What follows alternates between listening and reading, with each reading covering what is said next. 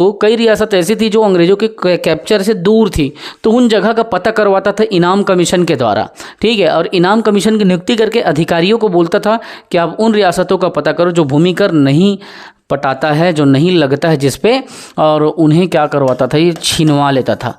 तो ये छीन लेते थे जो अधिकारी होते थे इनाम कमीशन के, इनको बोला जाता था कि आप छीन के दो। तो ये 1852 की घटना थी।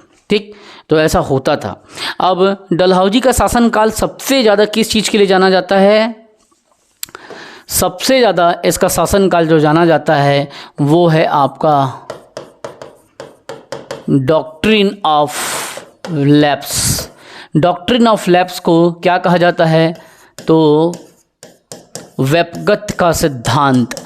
इसको एक सरल भाषा में अगर आपको कहूँ तो व्यपगत का सिद्धांत क्या होता था? हड़प नीति के तहत एक हड़प नीति का सिद्धांत होता था। ठीक है, इसके तहत होता क्या था? इस नीति के तहत अंग्रेजी जो साम्राज्य होता था उसका विलय कर लिया जाता था। ठीक है, तो इसके तहत विलय करने वाले में सबसे पहला कौन किसका किया था? किस साम्राज्य का? सबसे पहला सतारा का किया था। ठीक है, तो ये डॉक्ट्रिन ऑफ लैप्स जो है वो क्या थी? तो ये हड़प नीति का सिद्धांत था। यही हड़प नीति थी, इससे हड़पते थे, इसी सिद्धांत के तहत व्यपगत का सिद्धांत, हड़प नीति का सिद्धांत। मतलब कैसे भी करके साम दाम दंड भेंट के तहत, ये हड़प नीति के तहत ये उसके क्या करते थे? छीनते थे। अब सबसे पहली बार किसे इन लोग कैप्चर किए? तो ये करते हैं सतारा को। अब तुमसे क्वेश्चन कैसा पूछा जाएगा लकेश?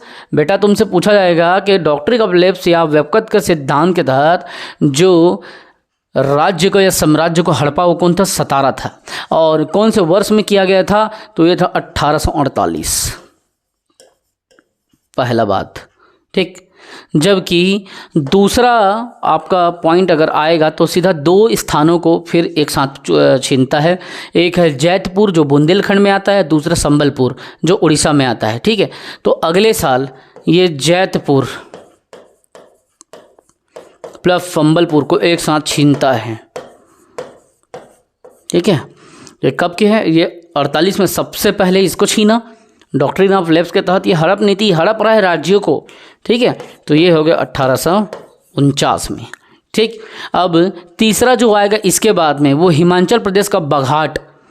ठीक, तो बघाट में वो अपन देख लिए, पहला सतारा देखें, दूसरा जैतपुर और तीसरा चलो यहाँ पे संबलपुर। लेकिन दोनों का एज क्या था? दोनों का एज था 1849। ठीक है, जो काल था 1849 था। अब चौथे नंबर पे जब अपन जाते हैं तो चौथे नंबर पे कौन सा जगह पे आता है? तो वो आता है आपका इसके बाद बघाट 50 में, 49 ये हो गया। तो चौथे नंबर पे बघाट, ये हिमाचल में आता है।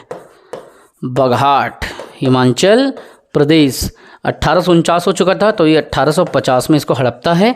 ठीक, अब जब पाँचवें नंबर पे जाते हो आप तो पाँचवें नंबर पे भी बोले जाते हैं इसके क्रम को आप बताओ।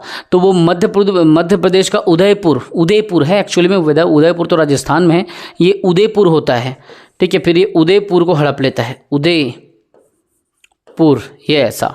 ठीक, तो उदयपुर को हड़पता है 1852 में। और उसके बाद में झांसी की बात आती है 1853 पे। ठीक है, तो ये 1852 और उसके बाद में 1853 में झांसी की रानी के साथ में, है ना, उसका संघर्ष होता है मणिकर्णिका। खूब लड़ी मर्दानी वह तो क्या थी लकेश? झांसी वाली रानी थी। और उसके बाद में थोड़ा सा आगे हम लोग देखते हैं तो नागपुर को 1854 में हड़प लेता है। ठीक है, 6 के बाद ये 7वां 1854 नागपुर। ठीक है, तो तुमसे पूछा जाएगा कि इसको हड़प नीति के सिद्धांत के तहत, जिसे आप लोग व्यपगतगत सिद्धांत के नाम से जानते हो, इसका क्रम बताओ। जिस राज्यों को हड़पा गया तो आपको क्रम बता दोगे, बन जाएगा, कोई दिक्कत नहीं है ना। याद रखना 1856 में इसके बाद में अवध पे कुशासन का आरोप लगा देता है, बोलता है कि वो शासन को अच्छा से नहीं चला पा रहा है। सबसे ज़्यादा इसमें क्वेश्चन जो पूछा है एक सतारा का और उसके बाद में अवध का। अवध राज्य को 1856 में ये हड़पता है। ठीक है। और याद रखना, इसे कुशासन का आरोप लगा के हड़पता है। ये हड़प नीति का सिद्धांत होता है, वेपकत का सिद्धांत, डॉक्ट्रिन ऑफ लैप्स जो होता है ये हड़प नीति का मुख्य सिद्धांत है। इसमें जो आरोप लगाना है लगाना और लगा दो और हड़पो, तो कुशासन का आरोप लगाता है ये, ठीक है। जैसे सिक्किम को हड़पा था ना, सिक्किम को क्या किया था, सिक्किम को बोला कि 2 डॉक्टरों के साथ दुर्व्यवहार किया था, वैसे ही कुछ भी ये बहाना मार के हड़पता था। 1856 पे कुशासन का जब आरोप लगाया तो याद रखना उस समय अवध का नवाब कौन था, वाजिद अली शाह। कौन था, वाजिद अली शाह वहाँ पे थे। उन्होंने बार बार समझाया लेकिन ये माने नहीं, ठीक है। और मैं तुमको बताया था कि 18वीं शताब्दी में अवध का संस्थापक कौन था, शहादत खां। याद करो, बता चुका हूँ मैं तुम लोगों को, अवध का संस्थापक कौन था, शहादत खां, ठीक है। तो ये हो गया। अब धीरे धीरे ये आगे बढ़ते जाएगा, पूरे एरिया में फैला दिया अपने ब्रिटिश साम्राज्य को, ठीक है। तो सबसे ज़्यादा पूछा गया है सतारा को, और क्रम में पूछा है सतारा, जोधपुर, संबलपुर, बघाट, उदयपुर, फिर झांसी, और दूसरे में पूछा सब झांसी। सतारा को याद रखना है, झांसी को याद करना है, नागपुर 1854 है, इसे याद रख लेना, और इसके बाद में अवध को देख लेना 1856, ठीक है। वैसे क्रम पूरा देख लेना। और ये कैसे रटाएगा, दीवार पे लिख के चिपका दो, जब देखो सो के उठो तब पढ़ो, खाली हो तो पढ़ो, तब जाके बिल्कुल ये चीज़ें याद होगी। अब इतना सारा काम ये कर रहा है। अब ये क्या करता है, सबसे पहले तोप खाने में सुधार करता है। 1856 में तोप खाने का मुख्यालय को ये क्या किया है, कलकत्ता से मेरठ ले आता है, ठीक है। तो इस पॉइंट को आप याद रखेंगे, 1856 की घटना, तोप खाने का ट्रांसफॉर्मेशन, तोप खाने का स्थानांतरण। तो तुमसे पूछा जाएगा कि डलहौजी ने तोप खाने का स्थानांतरण कब किया, ये बात याद रखना। और दूसरा कहाँ से कहाँ किया, तो ये करते हैं कलकत्ता से मेरठ, ठीक है। तोप खाने को यहाँ ले आता है। प्लस थोड़े दिन बाद ये बोलता है कि भैया मैं राजधानी भी स्थानांतरित करना चाहता हूँ। तो इसने क्या किया, सेना का मुख्यालय जो सेना था उसकी टुकड़ी पूरा शिमला में डाल दिया। तो ये सेना का मुख्यालय कहाँ रखता है, हेड क्वार्टर सेना का, तो ये था शिमला। हिमाचल प्रदेश की राजधानी क्या है, शिमला है ना, ठीक है। तो ये चीज़ें याद रखना। अब देखिए इसी के समय पे 1854 में एक शिक्षा संबंधी सुधार आया जिसे उड डिस्पैच के नाम से जाना जाता है। अति इम्पॉर्टेंट क्वेश्चन है, बहुत ज़बरदस्त क्वेश्चन है। तुमसे पूछा जाएगा कि शिक्षा संबंधी सुधार, क्या शिक्षा संबंधी सुधार ये किसके समय पे आया था, तो शिक्षा संबंधी सुधार ये था उड डिस्पैच बोलते हैं। क्या कहते हैं इसको, उड डिस्पैच, उड डिस्पैच। अति ज़्यादा पूछे जाने वाला है। 1854 में ये लागू हुआ था, इस सुधार को शिक्षा एजुकेशन के संबंध में, ठीक है।